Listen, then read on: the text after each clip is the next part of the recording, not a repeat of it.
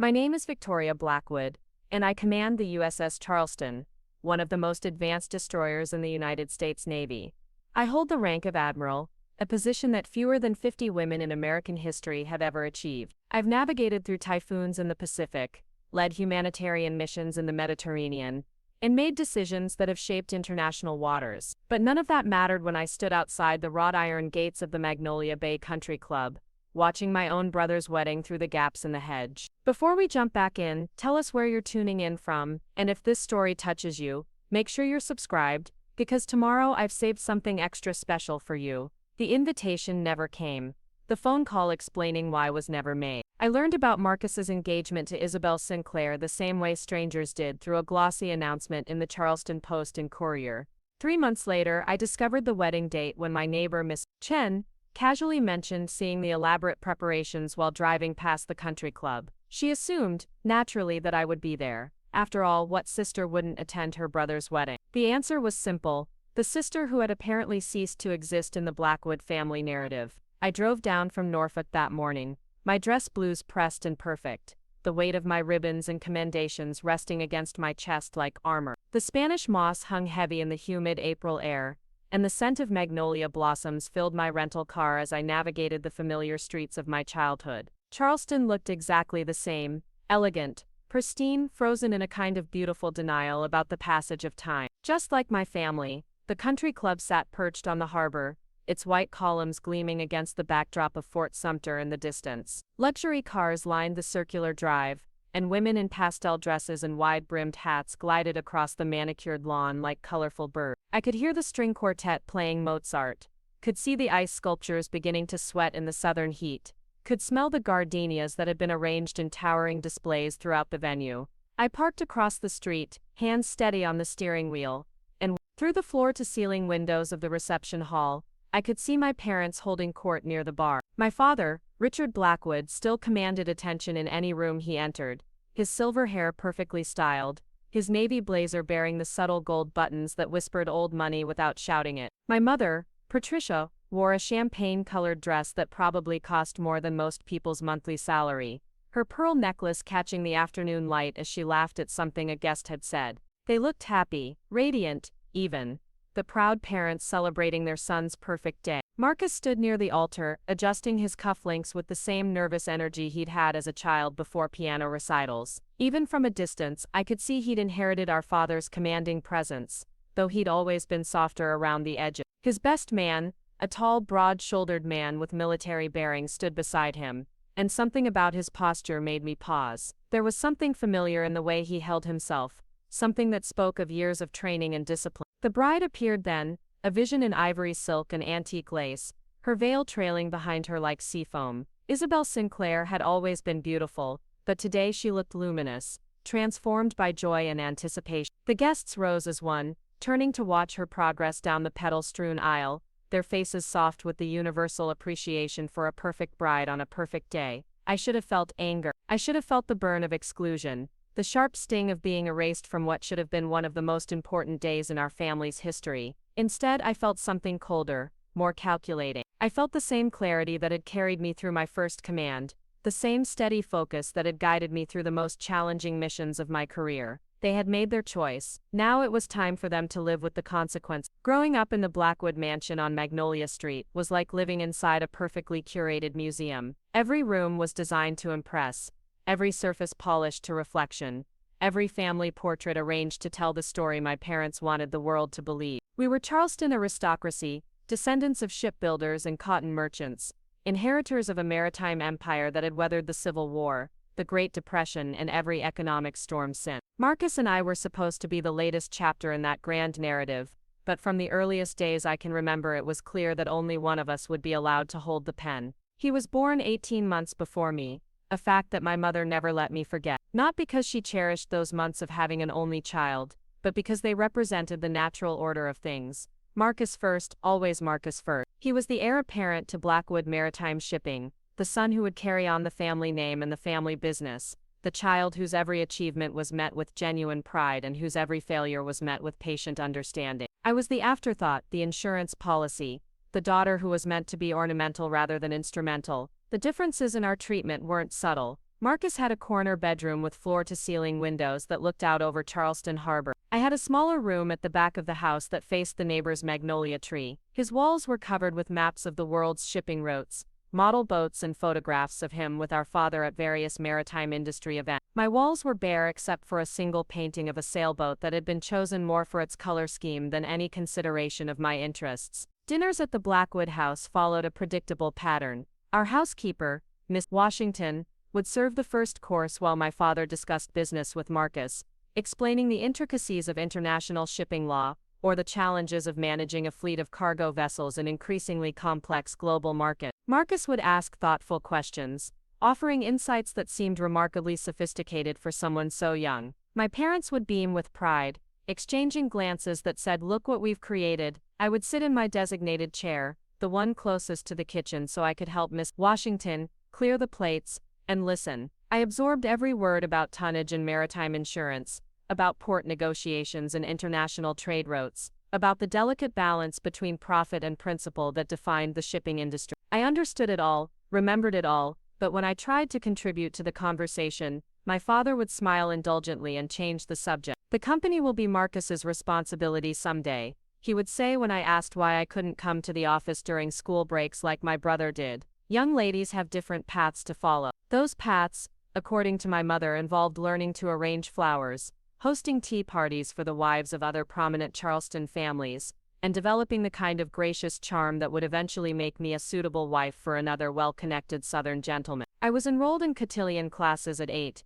junior league volunteer work at 12, and presented to society at 18 with all the pomp and circumstance that had marked such occasions for generations of Blackwood women. I hated every minute of it. The breaking point came during my senior year of high school, when the Naval Academy's admissions officer visited our school for a recruitment presentation. I sat in the back of the auditorium, listening to Commander Sarah Walsh describe a life of service, honor, and purpose that sounded like everything I had been craving without knowing how to name it. She talked about leadership and responsibility, about making decisions that mattered and serving something larger than yourself. She described the academy as a place where character was forged and futures were built through merit rather than birthright. After the presentation, I approached her with questions that tumbled out faster than I could organize them. How competitive was the admissions process? What kind of careers were available after graduation? What was it like to be a woman in a traditionally male profession? Commander Walsh answered each question with patience and candor, and when I finally asked about the application process,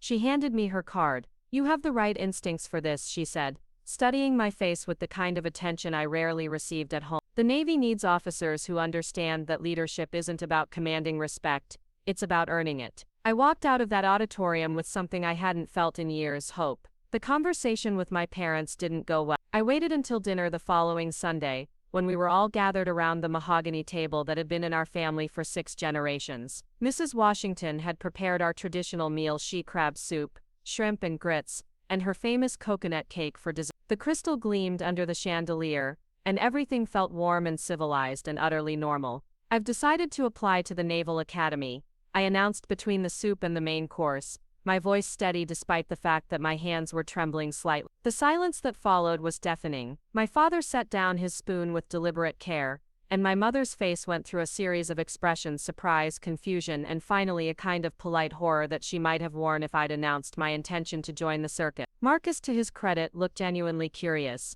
"The Naval Academy, like to be in the Navy, to be an officer in the Navy," I corrected. "Commander Walsh thinks I'd be a strong candidate. My grades are excellent, and I've been doing volunteer work at the Veterans Hospital, so I have some understanding of military culture." My father cleared his throat, the sound he always made when he was about to deliver a verdict disguised as advice. "Victoria, sweetheart, I think you might be having some kind of reaction to the stress of senior year. The Naval Academy is an extremely demanding institution, and it's not designed for young women of your background." "What background?" I asked, though I already knew the answer. "You've been raised to appreciate the finer things in life," my mother interjected smoothly. "The military is a very different world from what you're accustomed to. It's rough, and frankly it's not suitable for a Blackwood." "But it would be suitable for Marcus?" I challenged. My father's laugh was indulgent, but not unkind. "Marcus has different responsibilities. He's being prepared to take over a business empire, You have the opportunity to marry well and support a family of your own. That's a noble calling, Victoria. There's no shame in following a traditional path. I wanted to point out that I had never expressed any interest in the traditional path they had mapped out for me. Wanted to ask why my dreams mattered less than Marcus's simply because of an accident of birth order and biology. Instead, I excused myself from the table and went to my room, where I filled out the Naval Academy application by the light of my desk lamp, while the rest of the family finished their coconut cake. The acceptance letter arrived 4 months later, on a Tuesday morning in March, when the azaleas were blooming and the entire city seemed drunk on the promise of spring. I found it waiting for me on the silver tray in the front hall where Miss Washington always placed the mail, nestled between an invitation to a charity luncheon and a catalog for expensive home furnishings. My hands shook as I opened it, and for a moment the words blurred together on the page. Then the meaning crystallized, clear and undeniable. I had been accepted to the United States Naval Academy with a full scholarship, contingent on my completion of high school with my current grade point average. I had done against all odds. Despite my family's lack of support, I had earned my way into one of the most prestigious military institutions in the world. I found my parents in the sunroom, where my mother was arranging white roses in a crystal vase. Preparing and narrating this story took us a lot of time, so if you are enjoying it, subscribe to our channel. It means a lot to us.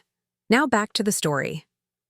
And my father was reading the Wall Street Journal. The morning light streamed through the windows, casting everything in a golden glow that made the scene look like something from a magazine. I got in, I said simply, holding up the letter. My mother looked up from her roses, a polite smile on her face. Got in where, dear? The Naval Academy. I've been accepted. The silence stretched between us like a chasm. My father folded his newspaper with deliberate precision, and my mother set down her pruning shears. Neither of them moved to congratulate me, to ask to see the letter, to share in what should have been one of the proudest moments of my young life. I see, my father said finally, and you're planning to accept? Of course I'm planning to accept. This is what I want. My mother picked up her pruning shears again, snipping the stems of the roses with sharp, precise cuts. Victoria, you can't possibly understand what you're giving up. The Naval Academy isn't a college. It's a commitment to a life that will take you away from everything that matters. You'll miss weddings and births and holidays. You'll never have a normal relationship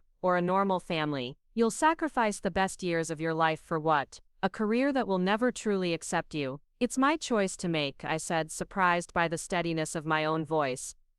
My father asked, because acceptance is one thing, but surviving is another. The military breaks people, Victoria. It's designed to strip away everything soft and civilized and replace it with something harder. You think you want that now, but you don't understand They weren't angry, which somehow made it worse. They were disappointed, the way parents might be disappointed in a child who had made a series of poor choices despite their best efforts to provide guidance. They looked at me with the kind of patient sadness reserved for someone who was about to learn a difficult lesson the hard way. Marcus chose that moment to wander into the sunroom, still wearing his pajama pants and a College of Charleston t-shirt. What's all the serious talk about? He asked, heading for the coffee pot that Mrs. Washington kept warm on the sideboard. Your sister has decided to throw away her future, my mother said, her voice light but her meaning clear. I've been accepted to the Naval Academy, I correct. Marcus turned around, coffee mug in hand, his eyebrows raised. Wow, that's actually pretty impressive. I know a guy from prep school who tried to get in and couldn't. Isn't it like super competitive? For a moment I felt a flicker of hope. Maybe Marcus would understand, would support me, would help our parents see that this was an achievement worth celebrating, rather than a mistake worth mourning. It is competitive, I said.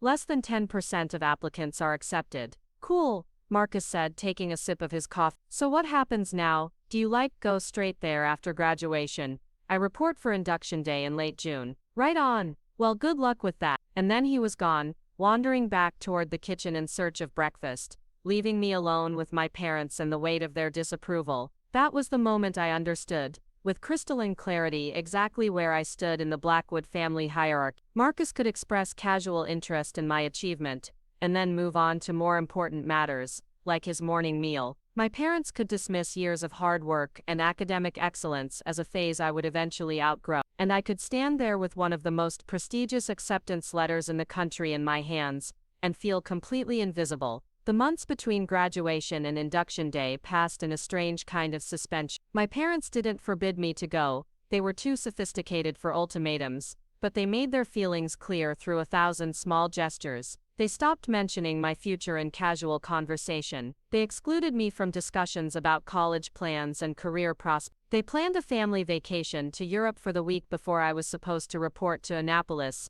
assuming I would choose to join them rather than honor my commitment to the Navy. I didn't go to Europe. Instead, I spent that week at Kiowa Island with my grandmother, my mother's mother, who had always been the only member of the family to ask me what I wanted rather than telling me what I should want. "Your parents think they're protecting you," she said as we sat on her screened porch, watching the sunset paint the sky in shades of coral and gold. "But sometimes protection and imprisonment look very much the same from the inside. Do you think I'm making a mistake?" I asked. She was quiet for a long moment, sipping her sweet tea and watching a great blue heron wade through the shallows near her dock. "I think you're making the first, truly honest choice of your life," she said finally. "Whether it's a mistake or not won't be clear for years to come. But it's yours, Victoria. That makes it valuable, regardless of how it turns out." 3 days later, I reported to the Naval Academy with a single suitcase and a heart full of equal parts terror and determination. My parents didn't drive me to Annapolis. They were still in Europe, sending postcards from Venice and Paris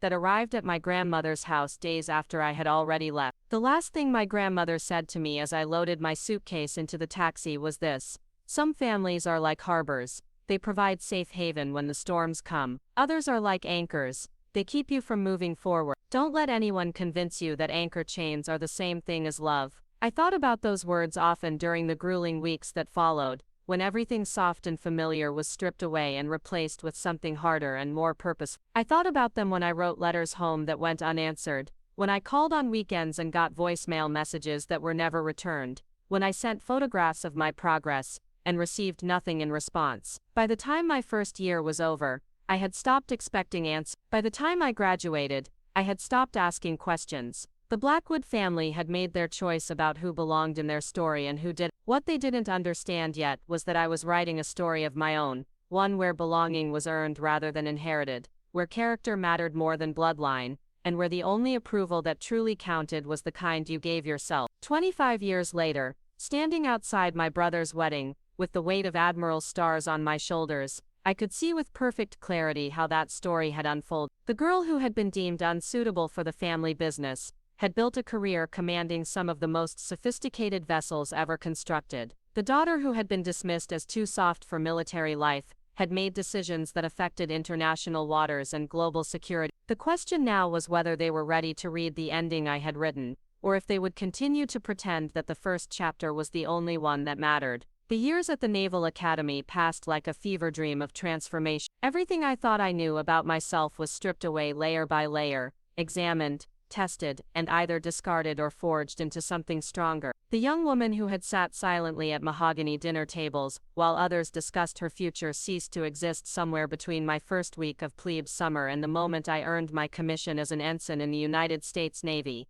Annapolis was a revelation in ways I hadn't expected. For the first time in my life, I was judged solely on my performance, my character, my ability to lead and be led. My last name meant nothing here. The Blackwood shipping fortune, the Charleston social connections, the careful cultivation of Southern charm that had defined my childhood, none of it mattered. What mattered was whether I could navigate by the stars, whether I could make split-second decisions under pressure, whether I could earn the respect of my fellow midshipmen through competence rather than birthright. I thrived in ways that surprised even me. The physical demands that my parents had assumed would break me only made me stronger. The academic rigor that they had worried would overwhelm me became a source of deep satisfaction. The leadership challenges that they had believed were beyond my capabilities revealed strengths I hadn't known I possessed. By my second year I was leading study groups. By my third I was company commander. By my fourth I was being recruited by instructors who saw potential for a career that could extend far beyond the minimum service commitment.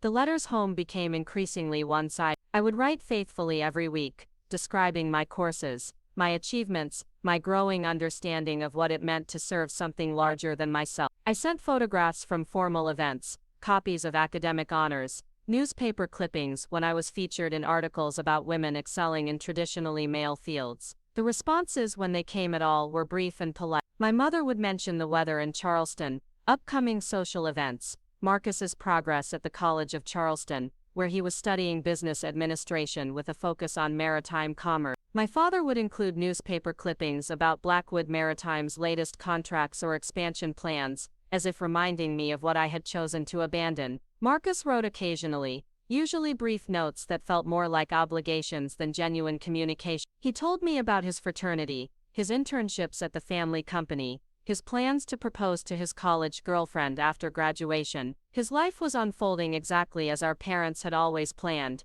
following the blueprint that had been drawn for him before he was old enough to hold a crayon. Sometimes I wondered if he ever questioned that blueprint, ever felt the weight of expectations that had been placed on his shoulders, ever considered what it might be like to choose a different path. But those questions remained unasked and unanswered in the growing distance between us. Graduation from Annapolis should have been one of the proudest moments of any parent's life. I had graduated magna cum laude, earned the rank of company commander, and been selected for surface warfare training, one of the most competitive career paths available to new officers. My classmates' families filled the auditorium, their faces bright with pride and anticipation. Fathers in their best suits, and mothers in carefully chosen dresses, cheered as their sons and daughters received their commissions, as they transformed from midshipmen into officers in the United States Navy. I scanned the crowd during the ceremony, still holding on to some foolish hope that I would see familiar faces, that my family would surprise me by showing up despite their disapproval.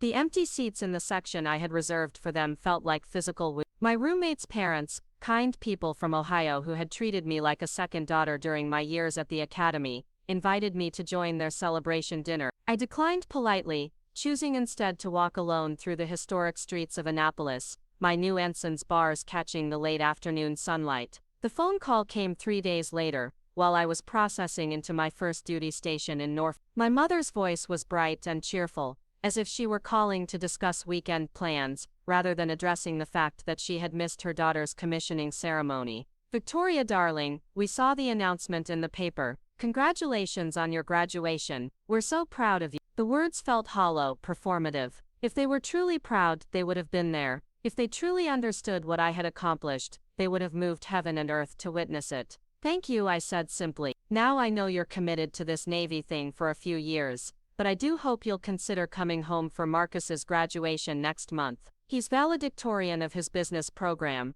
and your father is planning quite a celebration. It would mean so much to have the whole family together." The casual dismissal of my military career as this Navy thing stung more than I expected. 4 years of academic and leadership excellence reduced to a phase I was going through, a detour on my way back to the life they had always planned for me. "I'll see if I can get leave," I said, though I had no intention of requesting it. "Wonderful. And Victoria, I do hope you'll think seriously about your future. You've proven whatever point you were trying to make, but it's not too late to transition into something more suitable. Your father has connections in several maritime law firms that would be perfect for someone with your background." I ended the call shortly after that, sitting in my small apartment near the naval base, surrounded by unpacked boxes and the crisp uniforms that represented my new life. The assumption that my military service was merely a rebellious phase that I would eventually outgrow felt like the final nail in the coffin of any hope I had harbored for their understanding or acceptance. I didn't go to Marcus's graduation. Instead, I threw myself into my new role with the kind of intensity that would define the next 2 decades of my career. My first assignment was aboard the USS Hampton, a guided missile destroyer operating in the Atlantic Fleet. The ship was older, less glamorous than some of the newer vessels in the fleet, but it was mine in the way that nothing in my childhood home had ever been mine. Here my opinions mattered. My decisions had consequences. My leadership was tested daily and found sufficient. The work was demanding in ways that civilian life never had been. Navigating complex international waters required not just technical skill but diplomatic awareness. Managing a crew of 200 sailors demanded leadership abilities that went far beyond anything I had learned in cotillion classes or charity committee meetings. Making split-second decisions during emergency situations called upon reserves of courage and judgment that had been forged in the crucible of military training rather than inherited through bloodline. I discovered that I was good at this life in ways that surprised everyone, including myself. My fellow officers respected my competence and sought my input on complex problems. My sailors trusted my judgment and responded to my leadership with the kind of loyalty that couldn't be bought or commanded, only earned. My superiors recognized potential and began grooming me for increased responsibility and advanced training. The promotions came steadily: ensign to lieutenant junior grade, lieutenant to lieutenant commander. Each advancement brought new challenges, greater responsibility, more complex decisions. I served on 3 different ships during my first 10 years, each assignment building upon the last, each role preparing me for the next level of command. I completed advanced training programs in naval warfare, international maritime law, and crisis management. I earned graduate degrees in strategic studies and international relations, studying at night and on weekends while maintaining my full-time duties. Through it all, the communication with my family became increasingly sporadic and superficial. They would send Christmas cards with brief handwritten notes about their health and Marcus's latest achievements. I would respond with photographs and updates about my assignments, my promotions, my growing expertise in areas they couldn't begin to understand. The conversations during my rare visits home were polite but distant, as if we were acquaintances making small talk rather than family members sharing our lives. Marcus married his college girlfriend, Diana, in a lavish ceremony at the same country club where he would later celebrate his own wedding. I was invited to that celebration, though the invitation arrived only 2 weeks before the event, and felt more like an afterthought than a genuine desire for my presence. I attended in my dress blue uniform, the only family member not wearing civilian formal wear, a visual reminder of how completely my path had diverged from theirs. The reception was everything I expected: elegant, expensive, perfectly orchestrated to impress the right people and reinforce the Blackwood family's position in Charleston society. I watched my parents glide through the crowd, accepting congratulations on their son's choice of bride, discussing the future of the family business, making connections that would benefit Marcus's career for years to come. I stood at the edges of conversations, included but not truly welcomed, present but not truly seen. The moment that crystallized everything came during the father-son dance.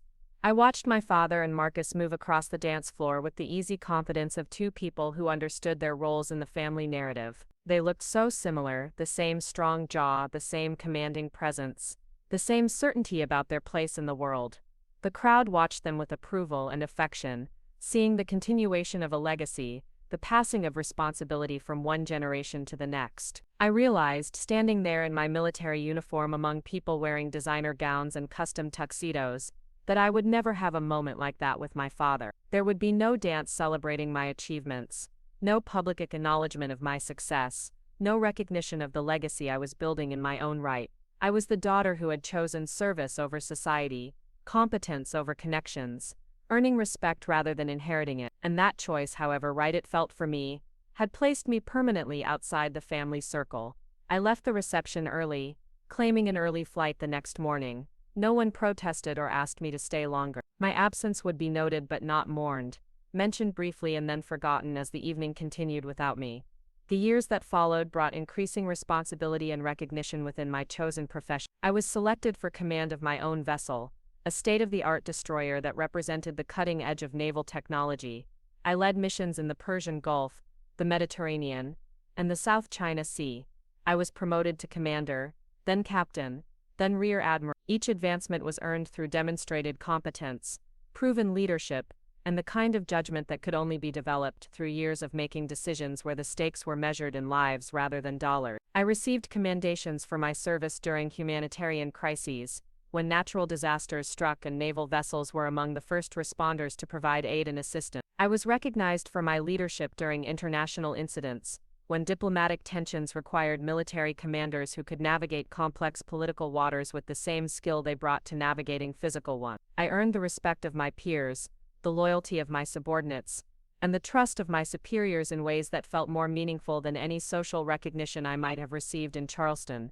But the success came at a cost that became increasingly apparent as the years passed. My personal life remained largely empty, not because I lacked the capacity for relationships, but because the demands of military service left little time or energy for building the kind of deep connections that sustained civilian marriages and friendship. I dated occasionally, formed friendships with fellow officers, maintained cordial relationships with the families of my sailors, but nothing approached the kind of intimate, lasting bonds that most people took for granted. The isolation was particularly acute during holidays and family celebrations, when the contrast between my professional fulfillment and personal loneliness became impossible to ignore. I would spend Christmas aboard ship or at military functions, surrounded by colleagues who respected my competence, but couldn't fill the void left by estranged family members. I would celebrate my promotions with fellow officers who understood their significance professionally, but couldn't share the deeper satisfaction that should have come with such achievement. The photographs in my quarters told the story of a successful military career: handshakes with admirals and foreign dignitaries, ceremonies marking various achievements and milestones, group photos with crews who had served under my command. But there were no wedding photos, no pictures of children or grandchildren, no images of the kind of personal milestones that gave meaning to most people's lives. I had built a career that commanded respect and admiration, but I had done it largely alone. The irony wasn't lost on me that my parents' predictions about military life had proven partially accurate. I had sacrificed many of the conventional markers of success and happiness that they valued. I hadn't married well or produced grandchildren who would carry on the family name. I hadn't built the kind of social network that would benefit future generations of Blackwoods. I hadn't accumulated the kind of wealth that would ensure my place in Charleston society. What they had failed to understand was that those sacrifices had been choices rather than losses, conscious decisions to build a different kind of legacy. The sailors who had served under my command would remember my leadership long after I retired. The missions I had completed successfully had contributed to international stability and maritime security in ways that would benefit countless people I would never meet. The barriers I had broken as a woman rising through the ranks of a traditionally male profession had opened doors for future generations of female officers. The last letter I received from my father came on my 40th birthday, arriving at my office in Norfolk, where I was serving as operations officer for the Atlantic Fleet. It was brief and formal, acknowledging my recent promotion to Rear Admiral with the kind of polite congratulations he might have sent to a business acquaintance. There was no recognition of what that promotion represented, the culmination of 20 years of dedicated service, the achievement of a rank that fewer than 50 women in naval history had ever reached, the kind of professional success that should have made any parent proud. Instead, the letter concluded with a familiar refrain: "We hope you'll consider returning to Charleston soon. There are opportunities here for someone with your experience. And it's time you started thinking about settling down and building a real life, a real life." As if the life I had built, the career I had forged, the respect I had earned, were somehow artificial or temporary, as if commanding naval vessels and making decisions that affected international waters were less real than attending charity luncheons and managing social calendars. I never responded to that letter. There seemed to be no point in trying to explain once again that the life I had chosen was exactly the one I wanted, that the achievements they dismissed were the source of my deepest satisfaction, that the respect I had earned meant more to me than any social recognition they might have offered. By the time I received my commission as a full admiral 10 years later, I had stopped sending them updates about my career. If they learned about my promotions, it was through newspaper articles or mutual acquaintances rather than direct communication from me. I had accepted that we were living in parallel universes, connected by blood and history but separated by fundamentally different values and definitions of success. The isolation of that acceptance was profound, but it was also liberating. I no longer waited for phone calls that wouldn't come or invitations that would arrive too late to matter. I no longer hoped for recognition from people who were incapable of seeing beyond their own narrow definitions of achievement. I built my life around the relationships that did sustain me: my fellow officers, my mentors and protégés, the extended military family that understood and appreciated the choices I had made. But even that hard-won peace couldn't completely fill the void left by biological family, couldn't entirely eliminate the longing for acceptance from the people who should have loved me regardless of the path I chose. And it was that lingering vulnerability that made Marcus's wedding invitation, or rather the absence of one, feel like the final definitive statement about my place in the Blackwood family narrative. Standing outside that country club, watching my brother celebrate the most important day of his life without me, I felt the full weight of 30 years of choices and consequences. I had become everything I had dreamed of becoming when I first heard Commander Walsh speak about service and honor at my high school. I had built a career that reflected my values and utilized my talents in ways that made a meaningful difference in the world. But I had done it all while carrying the burden of family rejection, the knowledge that the people who should have been proudest of my achievements were the ones who understood them least. And despite all my success, all my hard-won confidence and professional accomplishment, that burden still had the power to hurt in ways that surprised me with their intensity. The question now was whether that hurt would define this moment, or whether I would find a way to transform it into something else entirely. Because as I stood there watching my brother's wedding through the hedge, I realized that I had spent so many years focusing on what my family had taken from me that I had never fully appreciated what I had built in spite of their rejection. That realization would prove to be more important than I could have imagined, because the next hour would change everything, not just about my relationship with my family, but about my understanding of where I truly belong. The decision to take action didn't come like a lightning bolt of inspiration. It settled over me slowly, like morning mist over Charleston Harbor, until I could see my path with absolute clarity. I couldn't change the past 30 years of family dynamics, couldn't force my parents to acknowledge what I had accomplished, couldn't make Marcus understand the depth of his betrayal in excluding me from this day, but I could control how this story ended. I drove back to my hotel room at the historic Charleston Inn, my mind already working through the possibilities. The years of military training had taught me that successful operations required careful planning, reliable intelligence, and the right allies. This situation would be no different. I had 48 hours before I flew back to Norfolk, 48 hours to either accept my role as the family outcast or to rewrite the narrative entirely. The first call I made was to Captain Daniel Rodriguez, my former executive officer from the USS Charleston and one of the finest naval officers I had ever served alongside. Danny had transitioned to special operations after his tour with me, leading SEAL teams in some of the most challenging missions the Navy had undertaken in recent years. More importantly, he was currently stationed at Naval Weapons Station Charleston, less than 20 miles from where I sat. Admiral Blackwood, his voice carried the same steady confidence I remembered from our days navigating the South China Sea together. "This is an unexpected pleasure. What brings you to my neck of the woods?" "Family obligations," I said, which was both completely true and utterly inadequate. "Danny, I need a favor, and I need your discretion." "You've got both, ma'am." "What do you need?" I explained the situation carefully, laying out the facts without editorializing, the way I would brief a mission to a senior officer. "Marcus's wedding tomorrow, my exclusion from the guest list, the opportunity to attend as an uninvited observer, the possibility of making a statement that would be remembered long after the cake was cut and the band went home." Danny listened without interruption, and when I finished, his response was immediate. "How many men do you need?" "I'm not planning a military operation, Captain. I'm planning to attend my brother's wedding. With respect, Admiral, those might be the same thing. And if you're going to make a statement, you should make sure it's one that can't be ignored or misunderstood." He was right, of course. Half measures wouldn't accomplish anything except potentially embarrassing myself. If I was going to do this, it needed to be decisive, unambiguous, and executed with the kind of precision that would leave no room for doubt about its meaning. "What did you have in mind?"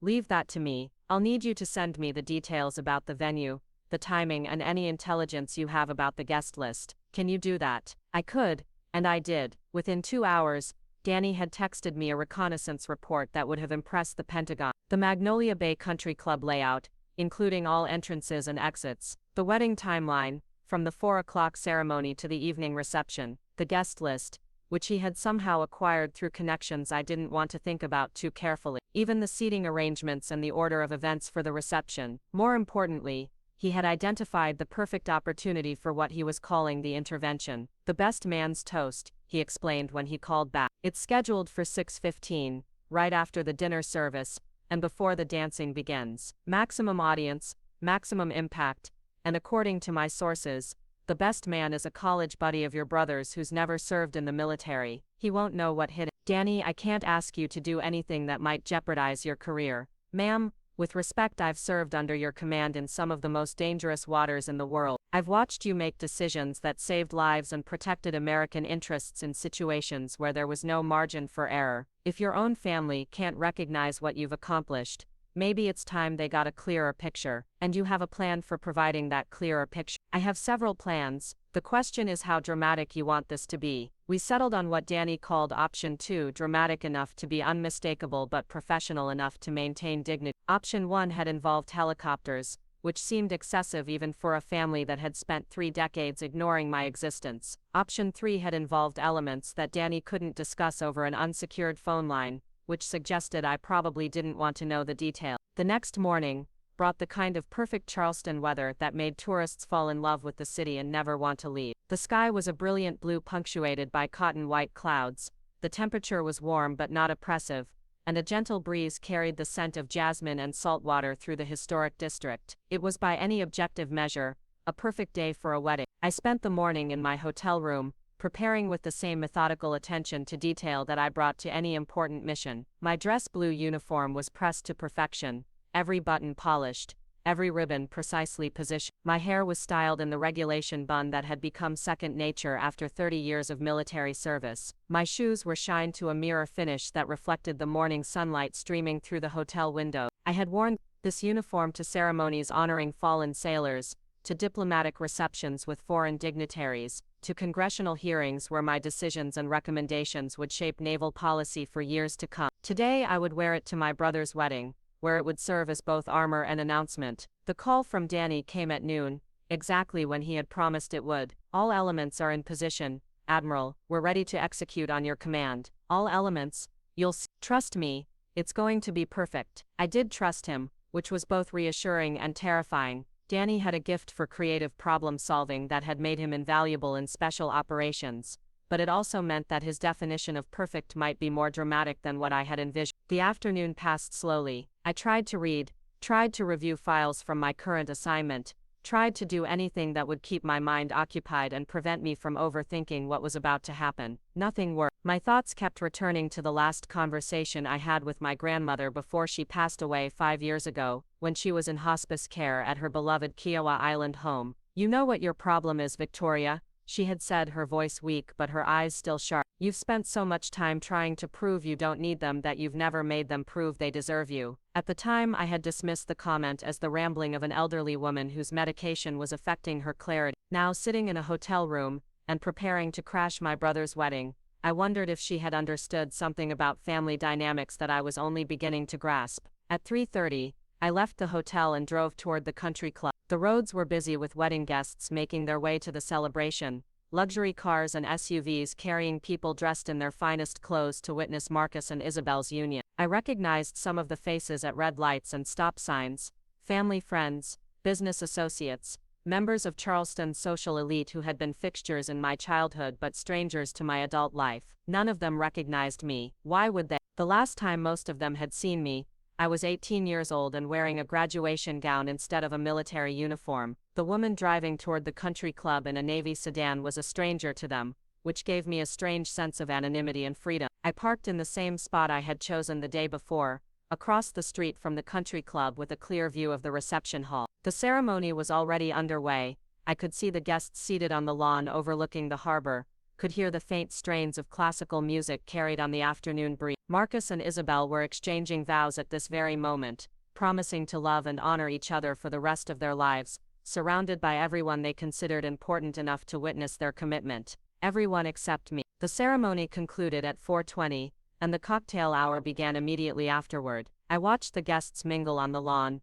champagne glasses glinting in the sunlight, conversations flowing as easily as the expensive wine being served by uniformed waiters. My parents moved through the crowd with practiced grace, accepting congratulations and making small talk with the ease that came from decades of hosting similar events. Marcus and Isabelle posed for photographs near the water's edge, their faces radiant with happiness and the satisfaction of a perfectly executed celebration. It was beautiful, it was elegant, it was everything a Blackwood family wedding should be, and it was about to become something entirely different. The first sign that Danny's plan was more elaborate than I had imagined came at 5:15, when I noticed a black SUV with government plates pull into the country club's circular drive. Two men in dark suits got out and spoke briefly with the valet before disappearing into the building. They moved with the kind of purposeful precision that suggested military or law enforcement backgrounds, and their presence at a social event like this wedding was both unexpected and intriguing. The second sign came 10 minutes later,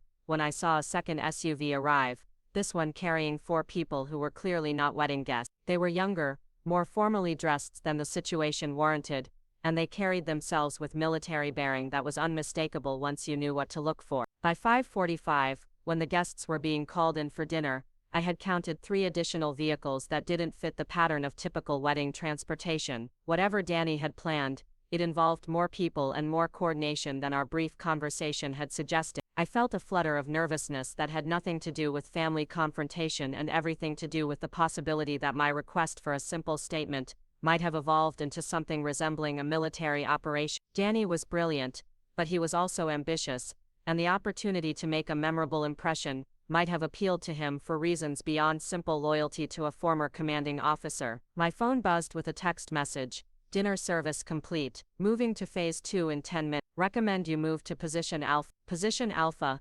according to the reconnaissance report Danny had provided, was the main entrance to the country club, where I would have an unobstructed view of the reception hall and the guests would have an equally unobstructed view of me when the moment came. I checked my appearance one final time in the rearview mirror, straightened my ribbons, and stepped out of the car. The evening air was warm and fragrant with the scent of gardenias and Confederate jasmine. Somewhere in the distance, a great blue heron called across the marsh, its voice carrying the timeless sound of the low country that had been the soundtrack to my childhood. I walked across the street and up the country club's main drive, my footsteps echoing on the brick pavement. The valet looked at me with polite confusion. Clearly I wasn't dressed like the other guests, and my arrival at this hour was unusual, but he didn't challenge my presence. One of the advantages of wearing a military uniform is that it tends to discourage casual questioning. I positioned myself near the main entrance, where the tall windows provided a clear view of the reception hall. Inside, the guests were finishing their dinner while a string quartet played softly in the background. The atmosphere was relaxed and convivial, the kind of elegant celebration that would be remembered fondly for years to come. Marcus sat at the head table with Isabelle, both of them glowing with happiness and champagne. My parents flanked them, my father looking distinguished in his custom tuxedo and my mother radiant in a gown that probably cost more than most people's monthly salary. The best man, a pleasant-looking young man with the soft features of someone who had never known hardship or challenge, was consulting his notes and preparing to deliver his toast. My phone buzzed again. Showtime. Recommend you move closer to the window. I took 3 steps forward,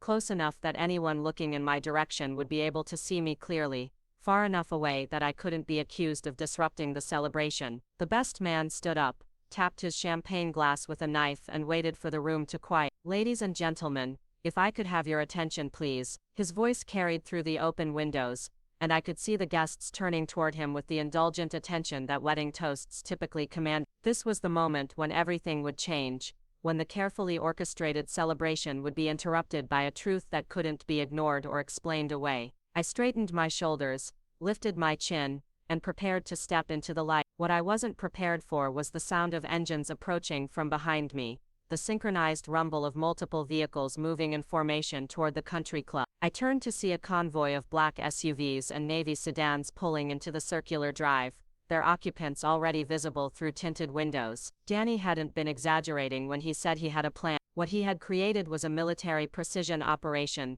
that would have made the Pentagon proud and would certainly make my brother's wedding reception unforgettable. The lead vehicle stopped directly behind me, and Captain Daniel Rodriguez stepped out wearing his dress blue uniform with ribbons and decorations that told the story of a distinguished career in special operations. He was followed by 6 other naval officers, ranging in rank from lieutenant to captain, all in full dress uniform, all moving with the synchronized precision of a ceremonial honor guard. But that wasn't the end of it. The second vehicle disgorged 4 more officers, including a rear admiral I recognized from joint operations in the Persian Gulf. The third vehicle brought 3 more, including a Master Chief Petty Officer, whose uniform displayed enough ribbons and commendations to stock a small museum. By the time all the vehicles had emptied, 14 naval personnel in full dress uniform stood in formation behind me, their combined presence transforming the country club's circular drive into something resembling a military ceremony. Admiral Blackwood, Danny said,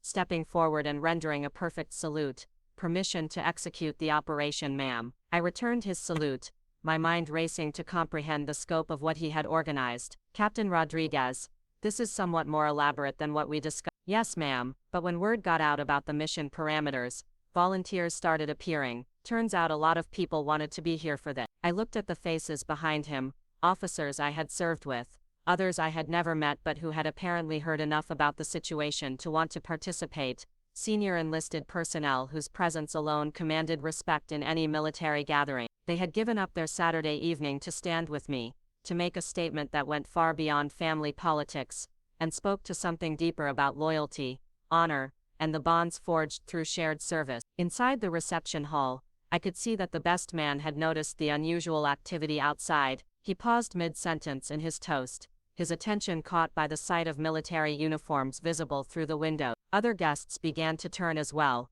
their conversations dying as they tried to understand what they were seeing. My parents' faces were clearly visible from where I stood. My mother's expression moved through confusion, recognition, and something approaching panic in the space of a few seconds. My father's jaw tightened as he comprehended that whatever was happening outside was somehow connected to the daughter they had chosen to exclude from this celebration. Marcus stood up from his chair at the head table, his face pale as he stared through the windows at the formation of naval officers standing in his wedding venue's driveway. "Ma'am," Danny said quietly, "I believe it's time." I nodded, took a deep breath, and stepped forward into the light spilling from the reception hall window. 14 of the finest naval officers I had ever served alongside stepped with me, their combined presence announcing to everyone inside that Admiral Victoria Blackwood had arrived for her brother's wedding, and she had not come alone. The silence that fell over the reception hall was absolute. 150 wedding guests, mid-conversation and mid-champagne toast,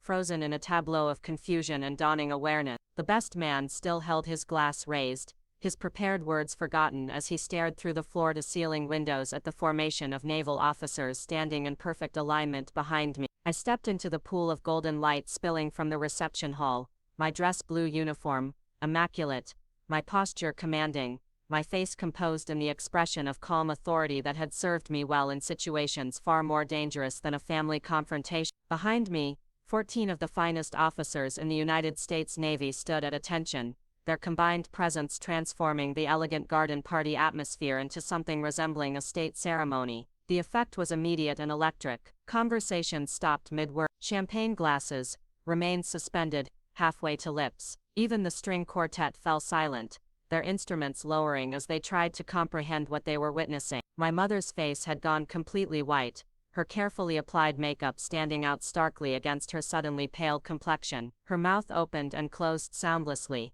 as if she were trying to speak but couldn't find the word. Beside her my father sat rigidly upright, his hands gripping the edge of the table so tightly that his knuckles showed white against his tanned skin. Marcus stood frozen behind his chair, one hand resting on Isabelle's shoulder, his expression cycling through disbelief, recognition, and something that might have been fear. Isabelle herself looked bewildered, her beautiful face creased with confusion as she tried to understand why her perfect wedding reception had suddenly been invaded by what appeared to be a military delegation. The moment stretched like a held breath, taut with anticipation and the weight of 30 years of family history. Then Captain Rodriguez stepped forward, his voice carrying the crisp authority of a man accustomed to being heard in crucial moments. "Ladies and gentlemen," he announced, his words cutting through the silence like a blade through silk, "we apologize for the interruption, but we have come to pay our respects to a distinguished naval officer, who has served our nation with exceptional honor and dedication." He turned toward me,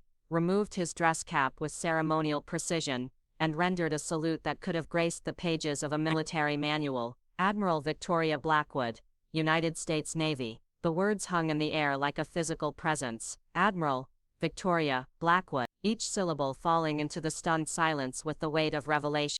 Behind him, 13 other officers followed suit, removing their caps in unison and saluting with the kind of synchronized precision that spoke of countless hours of drill and training.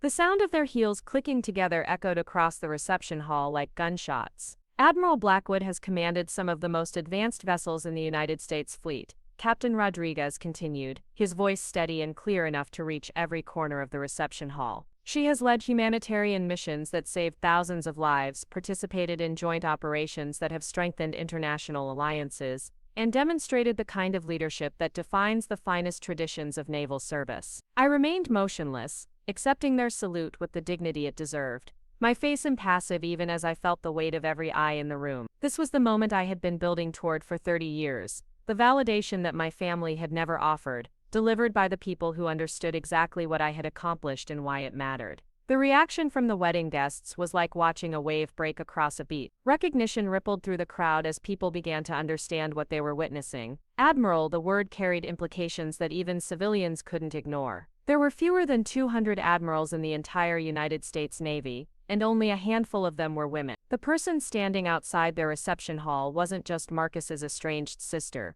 She was one of the most senior military officers in the country. An elderly gentleman at a table near the windows leaned forward in his chair, squinting as if he couldn't quite believe what he was seeing. "Did he say Admiral?" he whispered to his wife, his voice carrying in the stillness. A woman in a pearl gray dress turned to her companion with wide eyes. "I had no idea Marcus had a sister in the military." "Not just in the military," someone else corrected. "An admiral. Do you know how rare that is?" The whispers began to spread through the reception hall like ripples in a pond, guests turning to each other with expressions of amazement and dawning understanding. Many of them were successful people in their own right, doctors, lawyers, business executives, civic leaders, but they recognized the extraordinary nature of what they were witnessing. Naval flag rank wasn't something that could be bought or inherited or achieved through social connection. It was earned through decades of exceptional service, proven leadership, and the kind of competence that couldn't be faked or substituted. My parents' carefully constructed social facade was crumbling in real time. My mother's hand trembled as she reached for her water glass, her eyes darting between me and the other guests as she tried to gauge their reaction. My father's face had taken on a grayish pallor that suggested he was beginning to understand the magnitude of what they had done,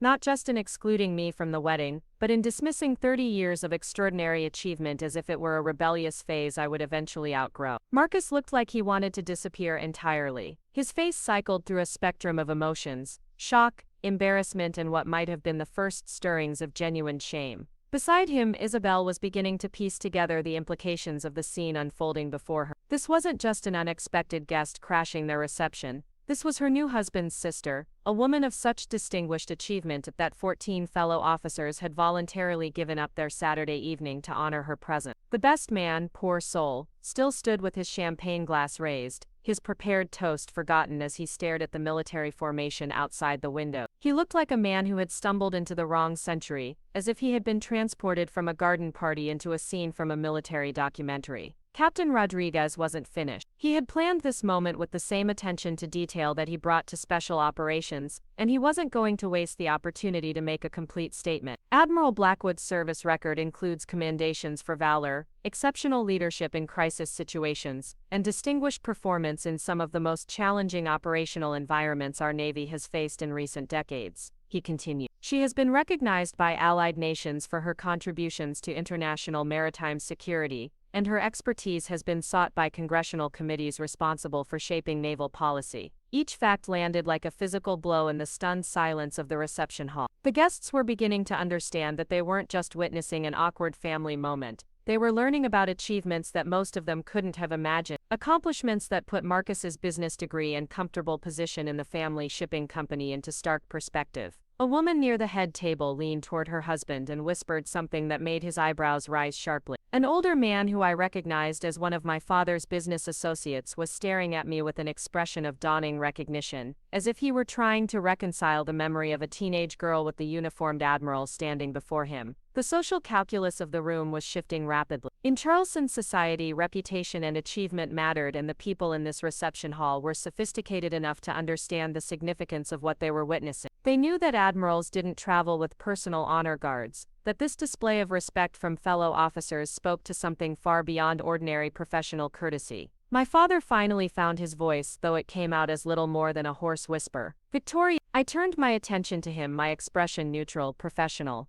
"Father." The simple exchange carried the weight of 30 years of history. He had sent me away as a rebellious teenager with unrealistic dreams. I had returned as one of the most senior military officers in the United States Navy, accompanied by a delegation that treated me with the kind of respect he had never offered. My mother tried to recover her composure, smoothing her dress and attempting a smile that looked more like a grimace. "Victoria, darling, what a surprise. We had no idea you were in Charleston." "I came for Marcus's wedding," I replied simply. The implications of that statement weren't lost on anyone in the room. I had come for my brother's wedding despite not being invited. I had come despite 30 years of family exclusion and dismissal. And I had come not as the failure they had always painted me to be, but as a distinguished naval officer whose achievements commanded the respect of her peers. Marcus finally found his voice. "Victoria, we didn't think you'd be able to get leave." It was a weak excuse and everyone in the room knew it. If they had wanted me at the wedding, they would have sent an invitation and worked around any scheduling conflict. The truth was simpler and more painful. They hadn't wanted me there because my presence would have complicated the narrative they preferred to tell about their family. Captain Rodriguez stepped forward again, his voice carrying easily across the reception hall. "Admiral Blackwood has taken leave from her current assignment to be here today. Her presence honors not only this celebration but everyone in attendance." The comment was pointed and deliberate,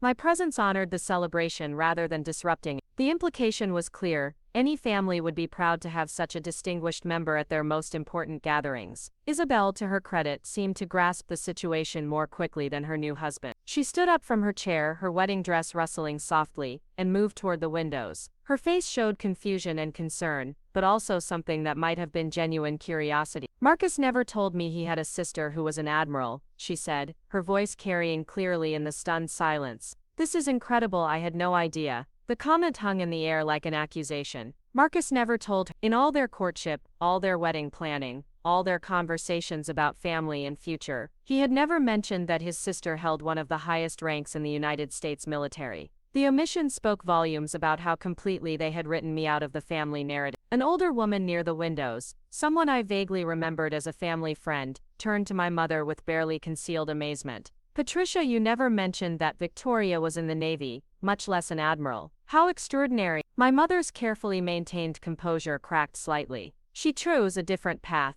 We don't see her very often. But an admiral," the woman persisted.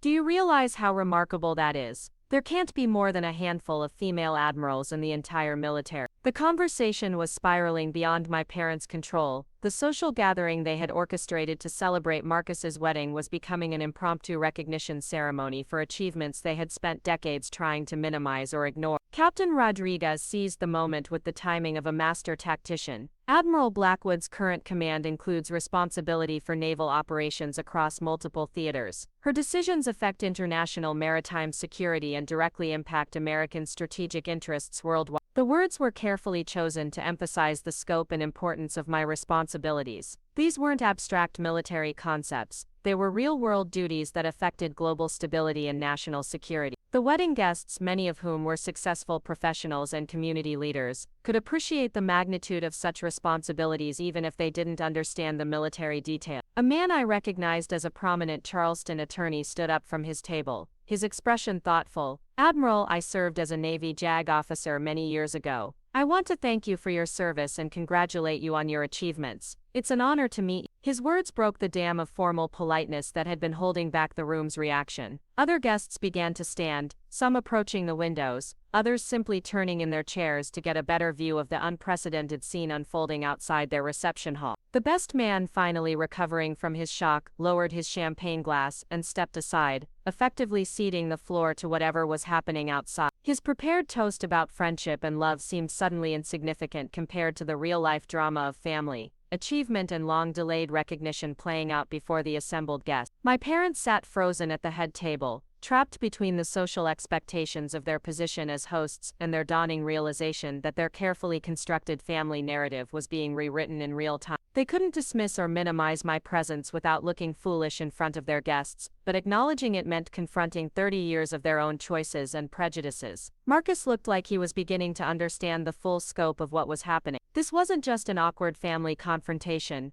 It was a public revelation of truths that would reshape how everyone in Charleston society viewed the Blackwood family. His wedding reception would be remembered not for its elegance or his happiness with Isabelle, but for the moment when his admiral's sister appeared with a military honor guard to claim her place in the family's story. The scene held for a long moment, crystalline and perfect in its dramatic tension. Then Isabelle, displaying the kind of grace that suggested she might be a better addition to the Blackwood family than anyone had anticipated, walked toward the reception hall's main entrance. "Please," she called out, her voice clear and welcoming. "Please come inside. Your family, and this is a celebration. You should be here with us." Her invitation hung in the evening air like a bridge across 30 years of separation, offering a path toward reconciliation that none of us had expected. The question now was whether anyone would have the courage to cross. Isabelle's invitation hung in the warm Charleston air like a lifeline thrown across decades of estrangement. For a moment, nobody moved. The 14 naval officers maintained their position behind me, their presence a testament to respect earned rather than inherited. The wedding guests remained frozen in their elegant tableau, champagne glasses suspended.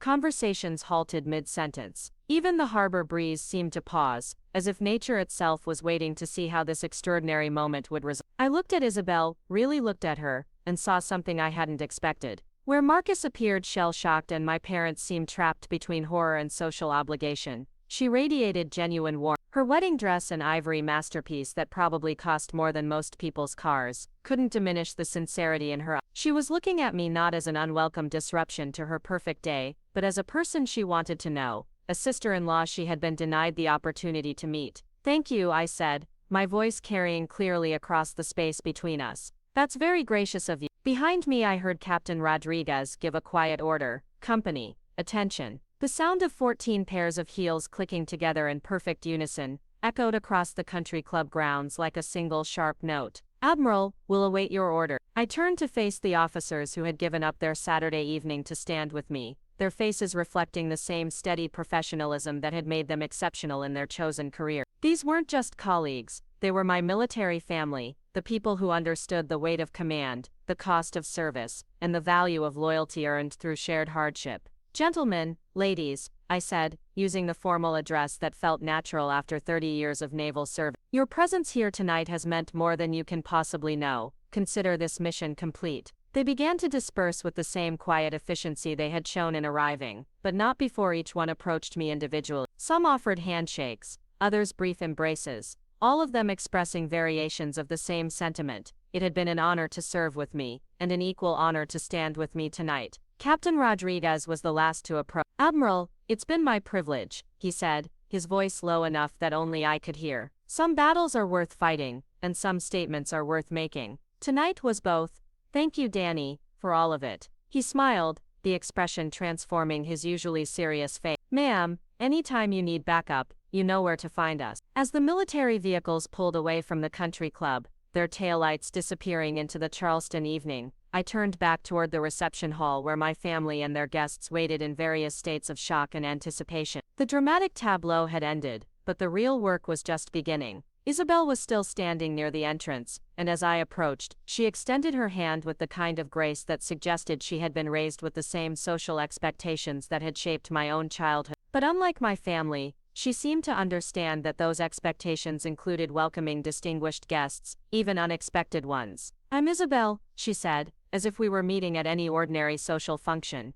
"And I'm absolutely fascinated to meet you. Marcus has told me so little about his family that I feel like I'm learning everything for the first time tonight." The comment was pointed enough to be meaningful, but diplomatic enough to avoid open criticism of her new husband. I found myself impressed by her handling of what had to be the most unusual wedding reception interruption in Charleston history. "I'm Victoria," I replied, accepting her handshake. "And I'm sorry for disrupting your celebration.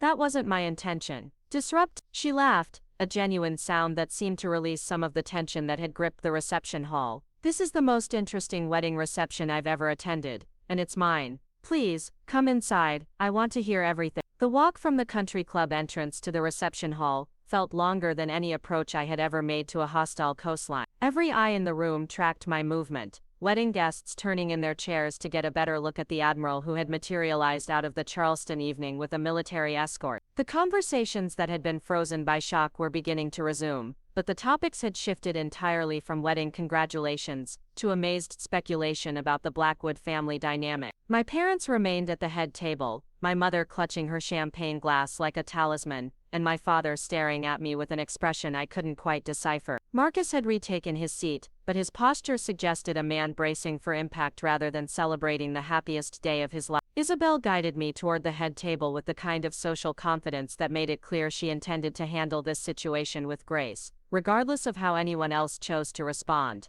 "Marcus," she said, her voice carrying just enough authority to cut through his apparent paralysis. "Your sister is here for our wedding, isn't that wonderful?" The question wasn't really a question, it was a directive, delivered with the kind of steel-wrapped-in-silk approach that suggested Isabelle would be a formidable addition to any family. Marcus looked up at her, then at me, his face cycling through emotions too complex for easy interpretation. "Victoria," he said finally, standing up from his chair, "this is unexpected." "I imagine it is," I replied. "Congratulations on your marriage. Isabelle seems lovely." The conventional words felt strange in my mouth, like lines from a play I had never auditioned for but found myself performing anyway. But they served their purpose, establishing a baseline of civility that everyone in the room could understand and accept. My mother finally found her voice, though it came out higher and more strained than her usual cultured tones. "Victoria, darling, you look very official. It was such a quintessentially inadequate response that I almost smiled. 30 years of distinguished military service, reduced to looking official. But I understood what she was really saying. She didn't know how to process what she was seeing, didn't have a social script for dealing with a daughter who had exceeded every expectation they had never bothered to. Thank you, Mother. You look lovely. The wedding is beautiful. My father cleared his throat, the sound he had always made when preparing to deliver pronouncements about business or family matters. Victoria, we had no idea that you had achieved such a high rank. When did you become an admiral? The question revealed the depth of our estrangement more clearly than any accusation could have. They didn't know when I had been promoted to flag rank, didn't know about the ceremonies or the increased responsibilities, didn't know that their daughter held one of the highest positions in the United States military. 3 years ago, I said simply, it was quite an honor they had known nothing about, celebrated nothing about, acknowledged nothing about. The silence that followed my words was heavy with unspoken implication. Isabelle, bless her, stepped into the conversational void with the kind of social skill that suggested she might have more in common with my grandmother than with the rest of the Blackwood family.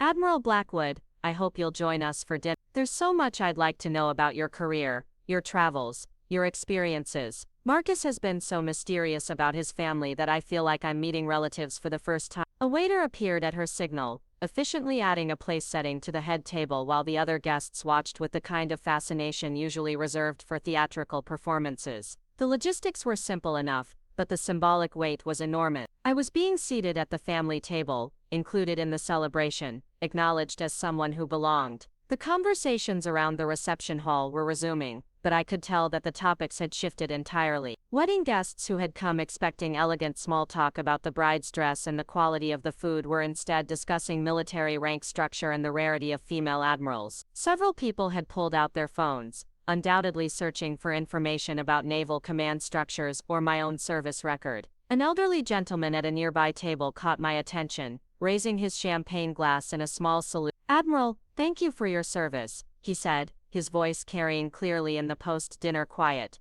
The gesture sparked a ripple effect. Other guests began to stand, raising their glasses in acknowledgement of my military service. It wasn't organized or choreographed, just a spontaneous expression of respect from people who understood the significance of military rank and service, even if they didn't understand the family dynamics that had led to this moment. I stood and nodded my acknowledgement, accepting their recognition with the same dignity I had learned to display during official ceremonies. But this felt different, more personal. These weren't fellow officers or government officials offering professional courtesy. These were civilians, many of them successful and distinguished in their own fields, choosing to honor military service and achievement. My parents looked like they wanted to disappear entirely. The social gathering they had planned as a celebration of Marcus's marriage and their family's continued prominence in Charleston society had been transformed into something resembling a military recognition ceremony. Every glass raised in my honor was an implicit critique of their decision to exclude me. Every expression of amazement at my achievements was a question about their own judgment and priorities. Marcus was watching the scene with an expression I couldn't quite read. Embarrassment, certain. Confusion,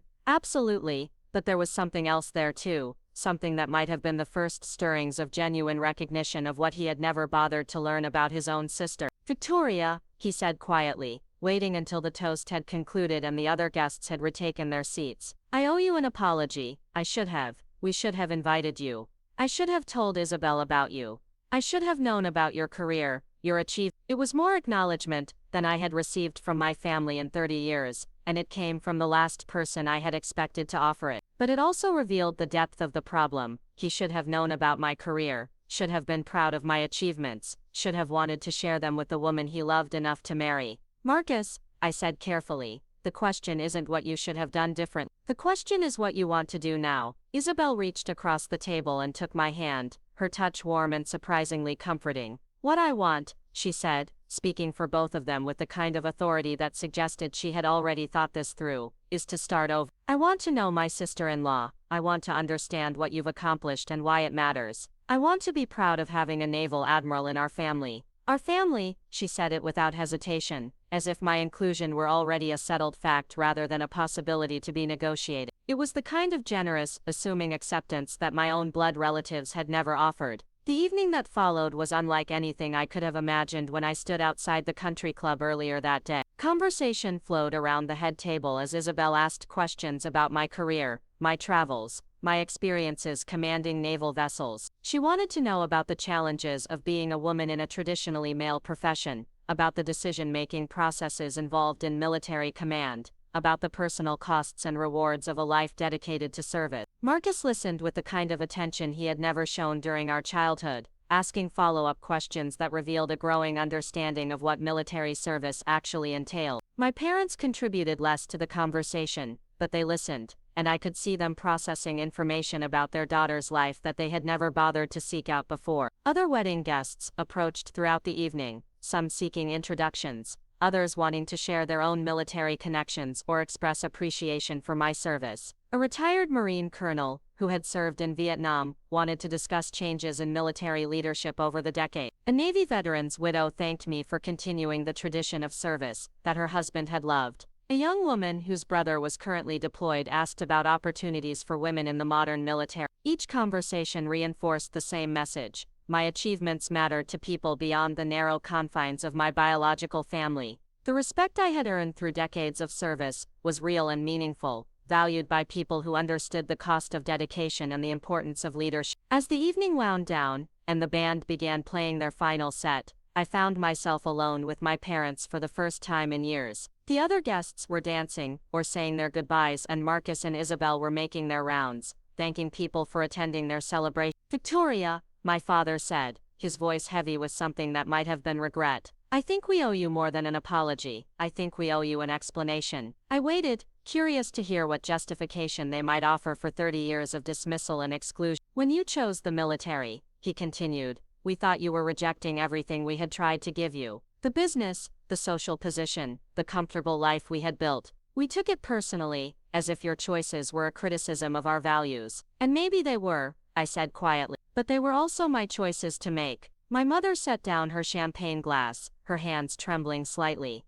"We were afraid," she admitted, "afraid that you would get hurt, that you would waste your potential, that you would sacrifice your happiness for something that didn't really need you. We thought we were protecting you, by excluding me, by pretending my achievements didn't exist, by never acknowledging that I had built a successful career, by hoping you would come back," my father said, "by thinking that if we didn't make it too easy, you would eventually realize that your real life was here, with us." It was the most honest conversation we had ever had, and also the most heartbreaking. They had spent 3 decades waiting for me to abandon the life I loved and return to the one they had planned for me. They had missed every milestone, every achievement, every moment of pride because they were waiting for me to admit failure and come home. "I never wanted to come back to that life," I said. "I wanted you to be proud of the life I built." The words hung between us like a bridge that none of us was quite sure how to cross. 30 years of misunderstanding and missed opportunities couldn't be resolved in a single conversation, but perhaps they could be acknowledged and mourned and eventually forgiven. Isabelle appeared at my elbow, her wedding dress rustling softly as she, "Admiral, Marcus and I are leaving for our honeymoon tomorrow, but when we get back, I'd love to have you for dinner. Just family. I want to hear more about your career, and I want Marcus to hear it too. Just family." The phrase carried weight that she probably didn't even realize. For the first time in 30 years, someone was offering to include me in the ordinary, everyday celebrations that defined family life. Not a grudging acknowledgement, or a formal obligation, but a genuine invitation to be present and connected. "I'd like that very much," I said. As the evening came to its natural conclusion, I found myself standing once again in the country club's circular drive, but everything felt different. The same Spanish moss hung from the same ancient oaks, the same harbor breeze carried the same scent of salt and jasmine, but I was no longer the excluded daughter looking in from outside. I was Admiral Victoria Blackwood, and I had claimed my place in the family story not through confrontation or anger, but through the simple expedient of being exactly who I had always been. Marcus approached me as I waited for my rental car, his formal tuxedo jacket draped over his arm, his tie loosened around his neck. "Victoria," he said, "I want you to know that tonight changed everything for me. Not just about you, but about what family means, what achievement means, what I want to teach my own children someday. You're going to be a father?" He smiled, the expression transforming his face. "We hope so, and when that happens, I want my children to know their Aunt Victoria. I want them to understand that success comes in many forms, and that service is just as valuable as profit." It was more than I had ever dared to hope for. This acknowledgement not just of my achievements, but of their value. The next generation of Blackwoods would grow up knowing that their family included a naval admiral, that military service was something to be proud of, that there were many ways to honor the family name. The drive back to my hotel took me through the historic district where I had grown up, past the house on Magnolia Street, where I had learned that I would never be enough for my parents' expectations, past the church where I had been confirmed into a faith that taught the importance of forgiveness, past the park where I had played as a child and dreamed of adventures beyond the carefully circumscribed world of Charleston society. Everything looked exactly the same, but I felt fundamentally different. Not because my family had finally acknowledged my achievements, though that mattered more than I had expected it to, but because I had finally stopped needing their acknowledgement to know my own worth. The young woman who had left Charleston 30 years ago with a single suitcase and a heart full of determination had returned as Admiral Victoria Blackwood, and the circle was finally complete. Not closed, because there was still work to be done, relationships to rebuild, trust to earn and off, but complete in the sense that I no longer had to choose between the family I was born into and the life I had built. They could coexist, imperfectly but honestly, and that was enough. 2 weeks later, I received a package at my office in Norfolk. Inside was a wedding photograph, not one of the formal portraits that would grace Isabelle's album, but a candid shot taken during the reception. It showed me seated at the head table, my uniform crisp and my ribbons gleaming, engaged in animated conversation with Isabelle, while Marcus listened with obvious interest. My parents were visible in the background, watching with expressions that mixed confusion with something that might have been pride. On the back of the photograph, Isabelle had written a note in her careful handwriting. For Admiral Victoria Blackwood, thank you for making our wedding unforgettable, and welcome to the family. I framed the photograph and placed it on my desk, next to the images of naval ceremonies and command changes that marked the progression of my career. It was a reminder that families, like ships, sometimes needed course correction, but with enough patience, skill and good weather, it was possible to find your way to safe harbor. The story could have ended there, with reconciliation and understanding, with the promise of family dinners and future relationships. But life, like the ocean, rarely offers such tidy conclusions. The real work of rebuilding trust and connection would take years, would require patience and forgiveness and the kind of daily effort that didn't make for dramatic moments, but was essential for lasting change. 3 months after the wedding, I received my next assignment, command of the Naval War College in Newport, Rhode Island.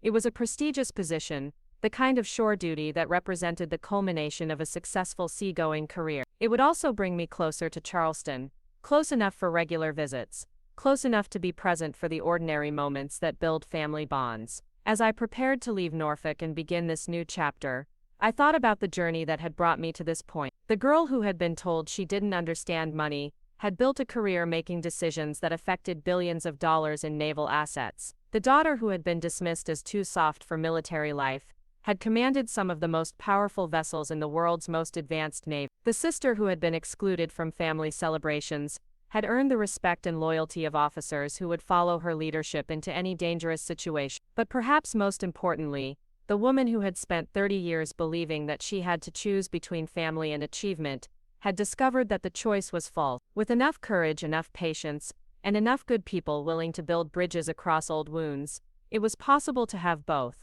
The wedding reception that I had planned to observe from the shadows had become the turning point I had never expected. Not because it had changed who I was. I had known my own worth long before my family acknowledged it, but because it had changed who we could be together. As I cleaned out my office and prepared for the next phase of my career, I found myself thinking about the future differently than I had in years. For the first time since leaving Charleston as an 18-year-old with dreams of naval service, I was looking forward to going home. Up next, you've got 2 more standout stories right on your screen. If this one hit the mark, you won't want to pass these up. Just click and check them out.